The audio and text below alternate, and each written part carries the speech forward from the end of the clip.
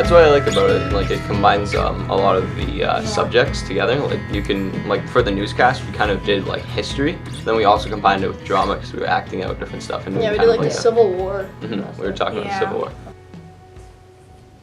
Preparation for your class for primary source documents really depends on the documents that you're using. In my case, they're using cartoons, so I wanted to, first of all, help them to see where they already have cartoons in their own lives, so that's relevant, and then tie it into the political context that these cartoons come out of, and talking about techniques of cartooning so that they can recognize and look for a lot of those finer details in the cartoons. Over here you can see some of my word walls. I do like to have up on the wall some of the key concepts that we cover throughout the course. So here we have some media literacy ones related to the cartoons, the techniques of cartooning, and I've provided an anchor chart here as well on what those techniques are. Same thing over here, history, geography, so I've got a list of some of the key concepts. My rule is if it's on the wall, then I can ask them at any point and they should know what that concept means. What are some of the techniques that you're using in there?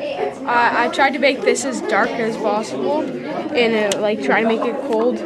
I had like labels and stuff, and I had like a sun going on behind here. I have to look at what the criteria were again. Yeah, well, and then what's this one here? And the caption, yeah. I mean, you've covered. Yeah, I tried to do light and dark too, so.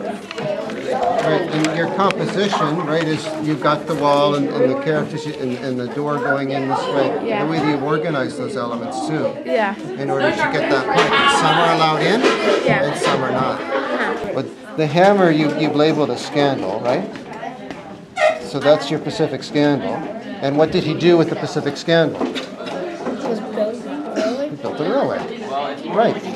Okay. So think of maybe a catchy caption that will really capture that idea. And you've got your composition, right? Even maybe light dark to make this figure a little bit darker to stand out a little bit in order to add some of those techniques of cartooning. You've got a really good cartoon. This is fun. Yeah, like more because you get to decide what you do. It's not just looking at something that somebody else is doing, and then the end product, you like it more just because you made it and you know that that's mine. Yeah, because we learned like techniques of labeling and stuff, and I didn't really notice that before. Like once seeing a cartoon, I would just see the cartoon, but now I would look more carefully into the cartoon and like look into it and see which aspects come out. Yeah, it's amazing. I know at first I wasn't sure that it works, but it's just displaying that he's loyal, so it's amazing. And then here I finally chose a cross to represent. For the culminating task, students created cartoons and put them on a gallery display in the hallway outside of the classroom. And I found as I was watching it that you didn't have that dynamic you often have when you hand back an assignment or a test. The students are all trying to compare their marks like they tend to do in grade 8. Quite the opposite. They were all very much in their own space, all very excited and willing and interested in sharing what they had learned to anyone that asked them about the process. And in particular, I noted all the smiles. They were all so excited, smile after smile after smile, about what they had learned and accomplished in that process.